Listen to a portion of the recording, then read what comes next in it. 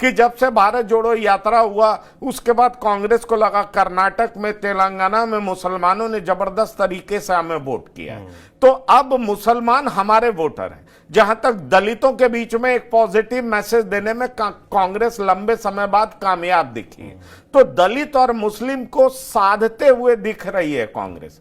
अब कांग्रेस के जो मेन नेता हैं, मुख्य नेता हैं, वो हर प्लेटफॉर्म से ईबीसी, ओबीसी, पॉलिटिक्स, जातीय जनगणना कराओ, आरक्षण बढ़ाओ, इसकी कैपिंग बढ़ाओ, तो सवाल यह है कि जो पॉलिटिक्स समाजवादी करते थे वो पॉलिटिक्स कांग्रेस करने लगी है।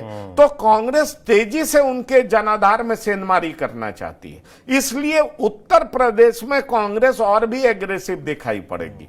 समाजवादी पार्टी के नेता अखिलेश यादव के लिए बहुत आसान रास्ते नहीं है, इस बात को जान लीजिए। इसलिए मैं आपसे कह रहा हूं कि सहारनपुर में इमरान मसूद जो कह रहे हैं वो ऐसे ही नहीं बोल रहे। भले ही उनको कहा जाए आपके पास लीडर कौन है, उम्मीदवार कौन है, कौन लड़ेगा, लेकिन जब जनता का मोमेंटम आपकी तरफ बनने लगता है तो कई सारे उम्मीदवार भी मिल जाते हैं। 2017 में बीजेपी इतनी थंपिंग मेजॉरिटी से जीतेगी, ये किसने सोचा था।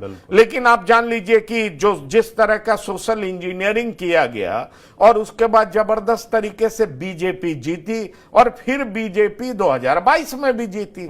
अब कहा जा रहा है कि 2027 में भी बीजेपी जीतेगी, पर वो जीतेगी नहीं जीतेगी अलग बात है। लेकिन 2024 के लोकसभा चुनाव के बाद कांग्रेस में भी कॉन्फिडेंस आया है, समाजवादी पार्टी भी सातवें आसमान पर है, और बीजेपी को झटका लगा है। लेकिन बीजेपी को लग रहा है कि वो तेजी से अपना जो खोया हुआ जनाधार है उसको वापस पा लेगी, क्योंकि उसके पास दो बड़े नेता हैं, योगी